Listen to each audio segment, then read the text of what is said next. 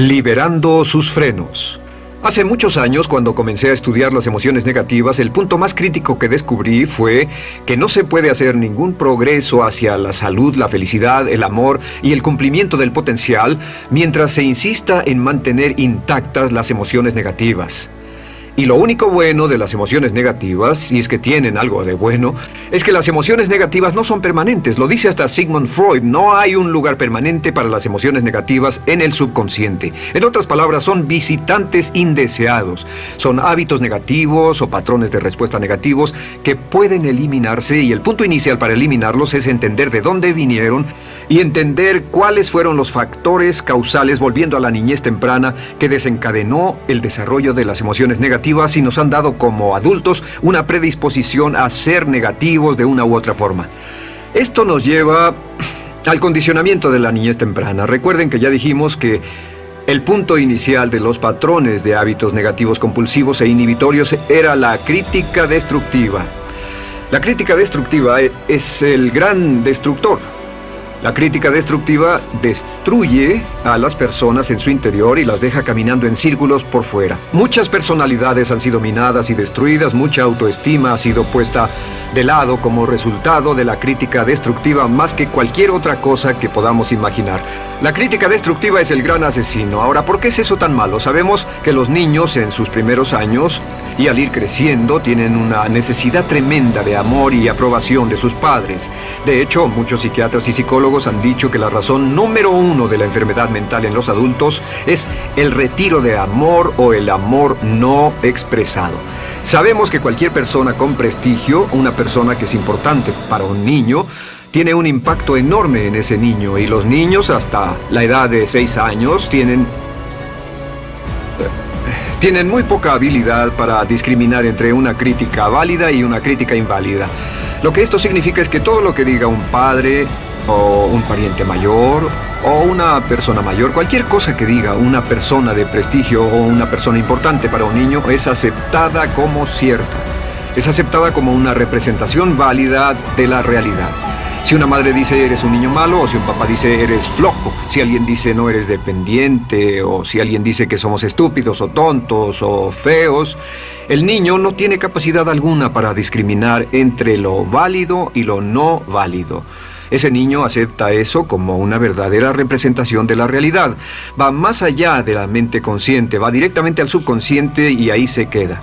Muchos de nosotros como adultos aún estamos viviendo en base a la información negativa que recibimos cuando éramos niños. Y después como adultos que decimos así es como soy, o siempre he sido así, o algunas personas dirán, pues es de familia, tu padre era así, los hijos son así, tu madre era así, etc. ¿De dónde viene? Nada de estas cosas es de familia. Por ejemplo, cuando estaba creciendo, mis padres habían sufrido la depresión y la depresión les produjo un impacto enorme, y cuando hablábamos de comprar algo, lo recuerdo muy bien, mis padres se ponían muy tensos y decían, no podemos pagarlo, no podemos pagarlo, no podemos pagarlo, no podemos pagarlo. Tenían una mentalidad de carencia, esta mentalidad de no podemos pagarlo toda su vida. Y luego yo crecí, y aunque nunca he experimentado la depresión, y la mayoría de ustedes, 10, 20, 30, 40 años después, aún estamos diciendo, no puedo pagarlo, no puedo pagarlo, no puedo pagarlo. Aún tomamos como base esas frases críticas, esas frases emocionales que usaban nuestros padres. Tal vez sus padres les decían, como mi padre me decía a mí una y otra vez, nunca acabas lo que empiezas, nunca acabas lo que empiezas. Nunca acabas lo que empiezas. Eres un flojo, nunca acabas lo que empiezas. Y cuando fui adulto tuve muchos problemas para acabar lo que empezaba. Al acercarme al final de la tarea, comenzaba a sentirme ansioso y buscaba cualquier excusa por posponerla o retrasarla. El segundo factor que nos predispone a emociones negativas es la falta de amor.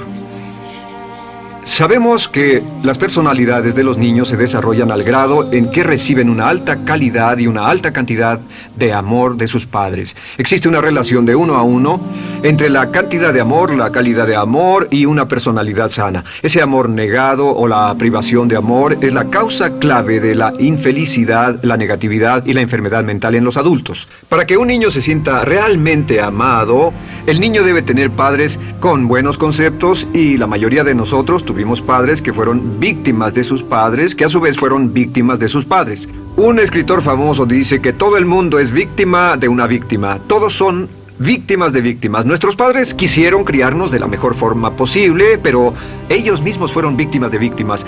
Y para que un niño se sienta realmente amado, deben existir 3 condiciones.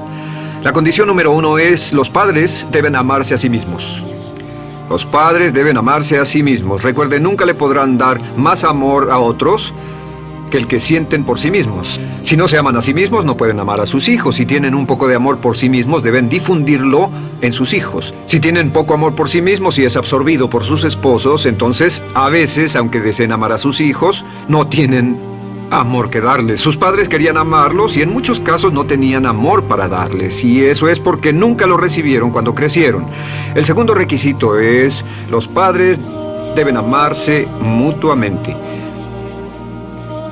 Para que un niño crezca sintiendo confianza en sí mismo, crezca sintiéndose amado, a salvo y seguro, debe crecer en un ambiente donde los padres se amen.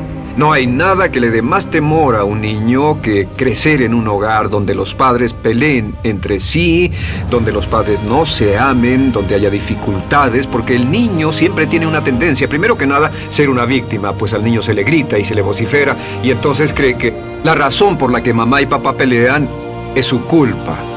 Ahora, una investigación interesante: como hay muchas familias de un solo padre, la investigación interesante muestra que cuando uno de los padres se va como resultado de una separación o un divorcio, los niños que quedan invariablemente están convencidos de que la razón por la que el otro padre se fue se debió a algo que él hizo. Y es importante que si un matrimonio o una relación va a terminar y uno se va a ir, que el padre que se quede les diga a los niños una y otra vez que la razón por la que la relación no funcionó no tuvo nada que ver con ellos. Solo tuvo que ver conmigo y con papá, conmigo y con mamá. No tiene nada que ver con el niño. El niño necesita oírlo muchas veces antes de que se sienta confiado y seguro. Y por supuesto, siempre es mejor que un niño sea criado por un padre que lo ama que por 2 padres que no se aman. Una tercera condición que debe cumplirse si no quiere que exista la falta de amor es que los padres deben amar al niño. Los padres deben amar al niño. Bueno, esto parece muy obvio y muy lógico. La verdad es que, y esto es lo más difícil para usted y para mí como adultos, que ni siquiera lo pensamos, que es posible que nuestros padres no nos quisieron. No porque no lo intentaran, querían amarnos y tenían la intención de hacerlo, desde luego, etcétera, etcétera, pero simplemente como tenían conflictos mutuos y problemas sin resolver con sus padres, y sufrieron la guerra y la depresión, tenían que hacer carrera y otras responsabilidades, nunca lo lograron totalmente. ¿Entienden? Esa fue la dificultad. Lo deseaban, pero nunca lo lograron. La única forma en que puede amarse a un niño es pasando una gran cantidad y calidad de tiempo con el niño. Tiempo en gran cantidad y calidad con el niño. 10 minutos al día no bastan. Los niños se consideran valiosos según el grado en que las personas más importantes en su vida pasen tiempo con ellos. Si las personas más importantes en su vida, sus padres, solo pasan poco tiempo con ellos, los niños concluyen que la razón para ello es que tienen muchos defectos, que hay algo esencialmente malo en ellos y que por eso sus padres no pasan más tiempo con ellos. Los niños no piensan con la razón, lo hacen en forma emocional. Solo piensan: mi padre está aquí, me ama, y si no pasa tiempo conmigo, él o ella no me aman. Y si cualquiera de esas 3 condiciones existió o más cuando estaba creciendo, los padres no se amaban a sí mismos, o no se amaban mutuamente, o tal vez no lo amaban porque nunca lo lograron, aunque querían, entonces usted debe haber crecido en conjunción con la crítica destructiva que se llama culpa. ¿Y qué es la culpa? Pues simplemente la culpa es un sentimiento de no valer mucho. ¿De dónde sacamos este sentimiento? Lo obtenemos cuando continuamente gente importante nos critica en nuestra vida y simultáneamente no nos dan el amor que necesitamos. Sentimos que no valemos mucho o que no valemos nada. Y un sentimiento de culpa nos lleva a un sentimiento de falta de mérito, falta de valor y culpa. Y esa culpa, ese sentimiento de falta de mérito, es el mayor problema del siglo XX, la principal fuente de enfermedad mental. Es la fuente principal de los problemas en las relaciones, la fuente principal de enfermedad psicosomática, la fuente principal de la mayoría de los problemas que afectan a nuestra sociedad. Es el profundo sentimiento de culpa y falta de mérito que se expresa o se esconde en los pensamientos o en la actitud: no valgo suficiente, no valgo suficiente. No valgo suficiente. Ya hablamos de la autoestima y de lo importante que es. La autoestima significa me quiero mucho, me quiero mucho, me quiero mucho, me quiero mucho. Las personas que han sido criadas con críticas destructivas durante su vida no solo no se agradan a sí mismas, no sienten que sean lo bastante buenas para nadie, y en muchos casos están llenos de odio por sí mismos. Se odian a sí mismos, se autocondenan o se detestan. Y verán que esto sale en sus conversaciones y sale en sus relaciones con otras personas. Las personas que no se quieren a sí mismas, aunque quieran tener buenas relaciones, simplemente no son capaces de ello. Las personas que piensan que no son buenas para nada siempre lo hacen aflorar, siempre será un problema. Ahora, ¿cuál es la razón principal de la culpa? ¿De dónde viene la culpa? La culpa viene de 3 fuentes negativas: padres negativos, influencias negativas o religión negativa. Una de las 3. Cualquiera de estas 3 usa la culpa. De la culpa se valen y aprovechan, en especial los padres y las organizaciones religiosas, por 2 razones. Una es el castigo. La culpa se usa para castigarnos. Cuando estamos creciendo, el castigar es la forma más fácil de hacer que uno se sienta mal. Nuestros padres nos hacen sentir mal castigándonos físicamente o sermoneándonos o regañándonos. Y el castigo es una forma muy eficaz de irnos conformando o de conseguir que hagamos lo que los demás quieren. La segunda razón por la que se usa la culpa cuando se practica en forma consciente, y algunas organizaciones la practican así, es para tener más control emocional en especial, porque se puede controlar a una persona emocionalmente con culpa y manipular su comportamiento. Hay muchas organizaciones que usan la culpa como una herramienta de control y manipulación. Si puede controlar a las personas con suficiente fuerza y en forma emocional, puede conseguir su dinero, puede conseguir su tiempo, puede conseguir su compromiso, demandar sus recursos, etc. Muchas organizaciones usan la culpa para aplicar un castigo. Muchas organizaciones de caridad que se anuncian por televisión, en especial las de causas benéficas que involucran a niños o a personas incapacitadas, usan un sentimiento de culpa. A usted le va tan bien que debe sentirse culpable por estas personas que sufren. O envíenos algo de dinero y eso se encargará de su culpa por un momento hasta que lo incluyamos en nuestra lista de correo, etc. Y la culpa es un estándar. ¿Por qué se usa tan comúnmente? Pues primero que nada porque casi todos nosotros la tenemos en mayor o menor grado. Y número 2, es fácil. La culpa es fácil. ¿Por qué nuestros padres la usan con nosotros? ¿Por qué nuestras madres la usan con nosotros? Nuestras madres pueden controlarnos con la culpa en un cuarto repleto. Nuestra madre puede controlarnos a miles de kilómetros por teléfono. Los padres usan la culpa en sus hijos porque sus padres usaban la culpa en ellos y así sucesivamente. Es lo más fácil. No existe un esfuerzo físico. Puede hacerse con una mirada o de reojo o una palabra. Ya sabe que las personas siempre buscan lo más fácil. Esté alerta. Ustedes han sido criados en un ambiente donde se les ha hecho sentir culpa y casi todos lo vivimos. Debemos entender que la culpa es como una letrina o bacterias emocionales negativas que se colocan en la raíz de su psique o su subconsciente y activan todas las demás emociones negativas: furia, odio, envidia, resentimiento, frustración y duda, temor, etc. Las crea y las activa a todas, y la forma para en realidad deshacerse del centro es exorcizarlo, extirparlo, y es lo que vamos a hacer el resto de esta sesión. Primero, ¿cómo podemos saber si nos criaron con sentimientos de culpa? Bien, a esto le llamamos la manifestación adulta de la culpa. Manifestación adulta de la culpa. Puede saber, probándose a sí mismo, cuánto de esto tiene. Número 1, la manifestación adulta de la culpa es que tiene sentimientos de inferioridad, sentimientos de inadaptabilidad y de no merecer las cosas. No siente que merezca que le pasen cosas buenas. Si una persona ha sido criada con crítica destructiva y se le hace sentir culpa, entonces cuando logra éxito, aún con un tremendo esfuerzo, tiene una tendencia terrible de sentir que no se lo merece. A esto se le llama, por cierto, temor al éxito. El temor al éxito es solo otra forma de decir que la persona que ha estado condicionada a pensar de sí misma como poco valiosa o no lo bastante buena, se siente muy incómoda cuando experimenta el éxito. Se siente muy tensa y a disgusto.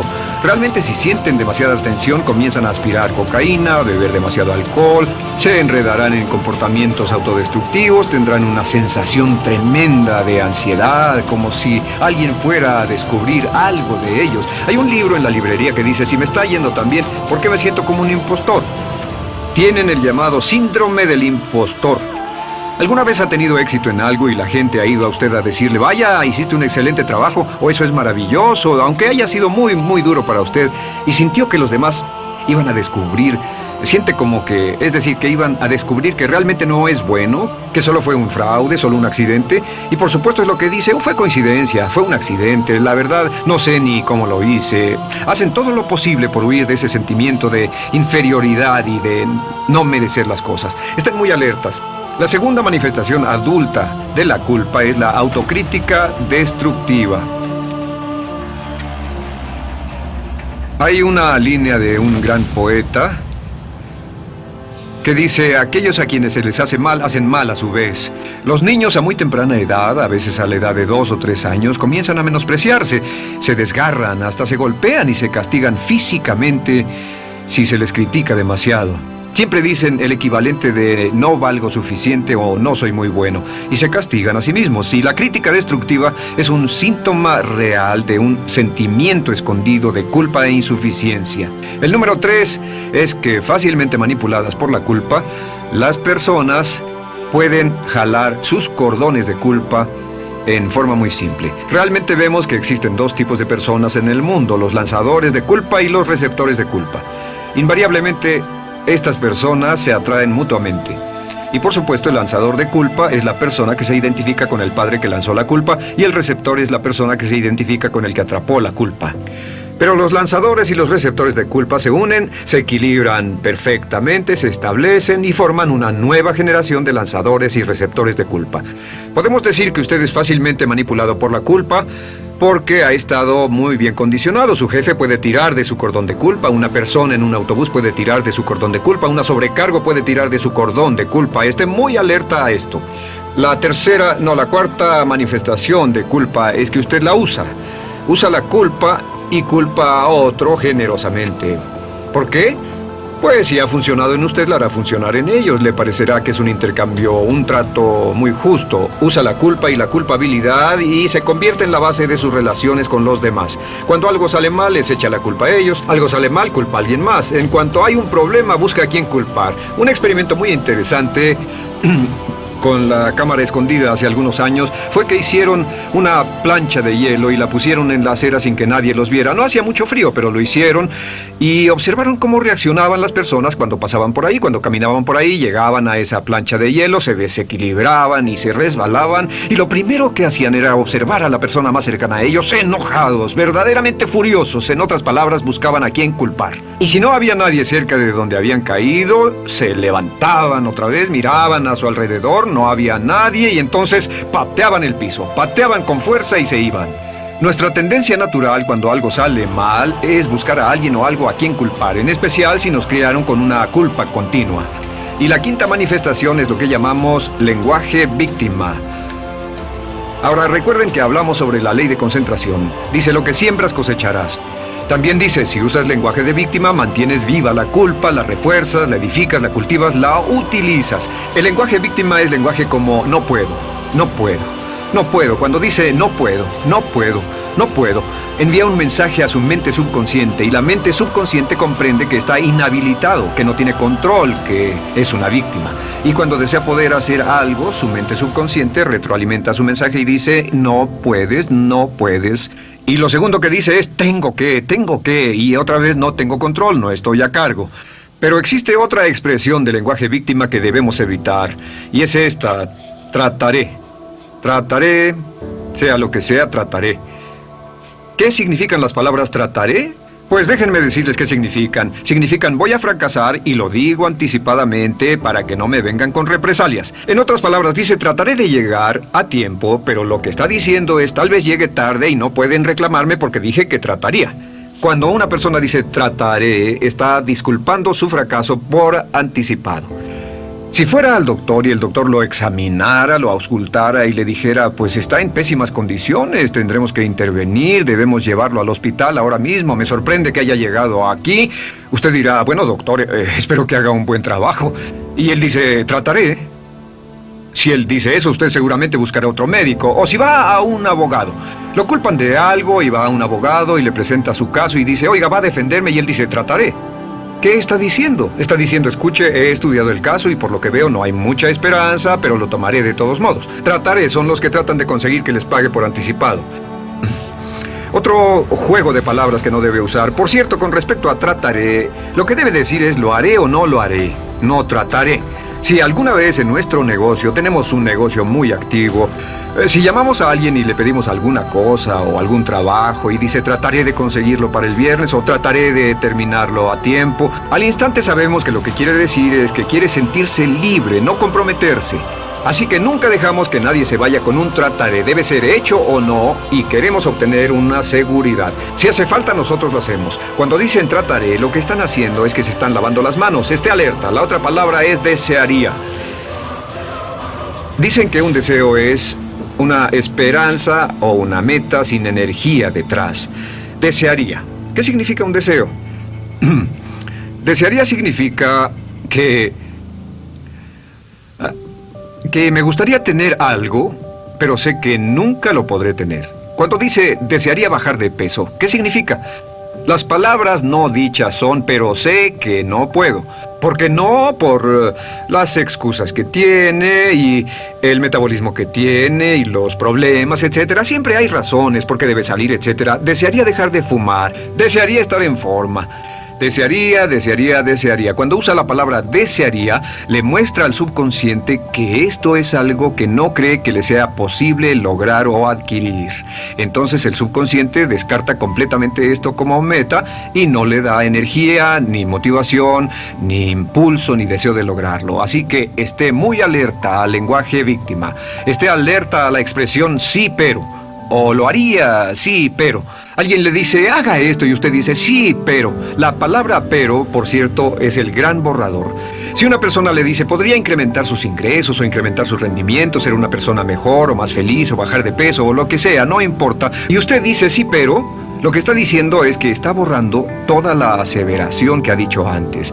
Manda un mensaje a su subconsciente que dice, no hay posibilidad. Y no hace esfuerzo, no otorga energía, no ejerce capacidad alguna hacia el logro de esa meta. Y las personas que han sido criadas con culpa tienen 5 cualidades o 5 manifestaciones de adultos. Una es que se sienten inferiores, se sienten inadecuadas, sienten que no merecen que les pasen cosas buenas. Estén muy alertas a eso.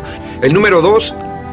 se autocompadecen continuamente, usan la autocrítica destructiva. El número 3, usan la culpa y la culpabilidad en ellos y en otros. El número 4, son manipuladas por la culpa. Y número 5, usan lenguaje víctima. Así que, ¿cómo nos deshacemos de la culpa?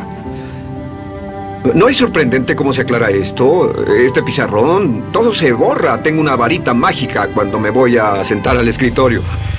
Entonces, ¿cómo nos deshacemos de la culpa? Para deshacerse de la culpa...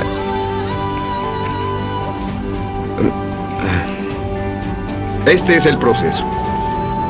Tiene algunos pasos importantes. Número 1, el primero de la lista, elimine la autocrítica.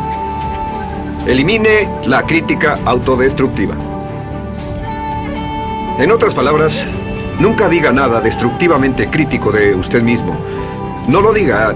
Esta es la regla básica. El subconsciente acepta lo que diga usted como cierto, como un mandato. Así que no diga nada de sí mismo que no desee sinceramente que sea cierto. No diga estoy cansado, estoy gordo. No diga no puedo o debo. No diga nada a menos que quiera que sea cierto. Las palabras que van después de la palabra yo son las palabras que su subconsciente registra como mandatos, excepto cuando dice yo desearía o lo intentaré. Así que elimine la crítica destructiva. Siempre hable en términos positivos sobre usted. Me gusta mi persona, puedo hacerlo, lo haré, escogí hacerlo, pero nunca diga no, no puedo. Número 2 es no dejarse manejar por la culpa. Rehúse ser manejado por la culpa. Porque cada vez que le permita a alguien que lo manipule por la culpa, ¿sabe qué pasa? Refuerza y hace más poderoso el efecto de la influencia de la culpa en su vida. Cuando yo crecí, debo decir que yo crecí en una familia que estaba muy influenciada por la religión negativa. Realmente mi madre, Dios la bendiga, tenía un cinturón negro en el pecado e hizo un trabajo verdaderamente soberbio en ello. Y yo tardé en sobreponerme. Cuando me casé con Bárbara, ella también venía del mismo tipo de familia y recapacitamos. Hay una hermosa respuesta cuando uno de los dos caía de nuevo en los viejos patrones. Decía, no tratas de hacerme sentir culpable, ¿o sí?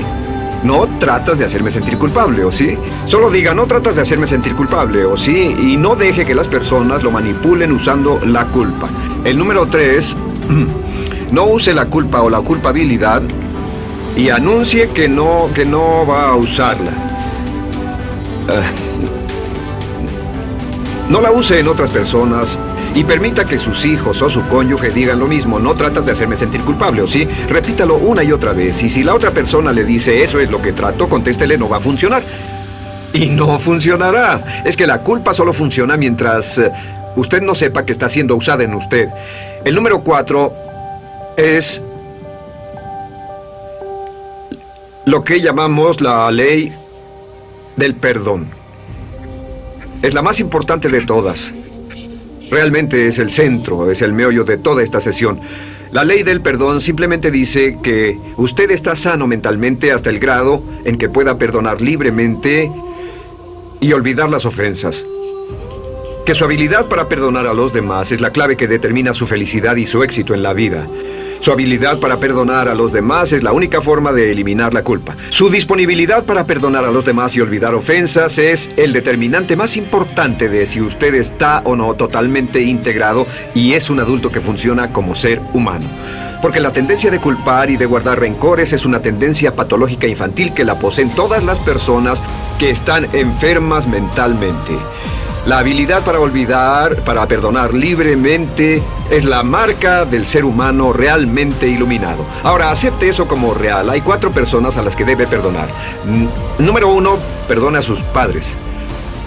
Perdone a sus padres por todo lo que le hayan hecho para herirlo. La mayoría de nuestras investigaciones muestran que casi todos nuestros problemas como adultos se remontan a no estar dispuestos o no poder perdonar a nuestros padres por algo que hicieron que nos hirió.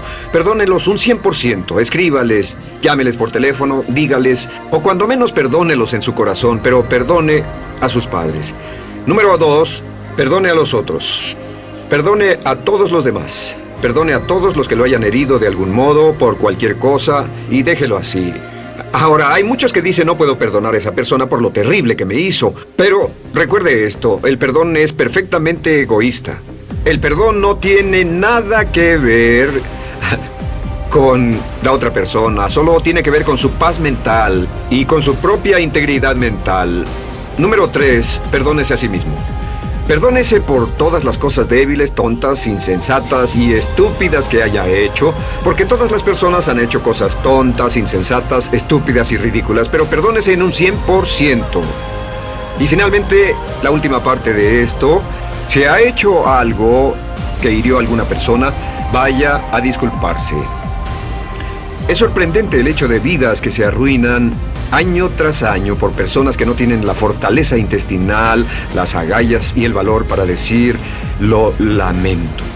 Una de las cosas más importantes es desarrollar carácter hasta el grado en el cual hacemos las cosas que son muy difíciles para nosotros, hasta el grado en el cual hacemos las cosas que sabemos que están bien, aunque sean difíciles, en especial cuando son difíciles emocionalmente. Y la clave para deshacerse de la culpa, la clave para ser una persona total y completamente positiva, es perdonar a los demás. Perdone a las personas con quienes ha sostenido una relación. Perdone a sus jefes anteriores.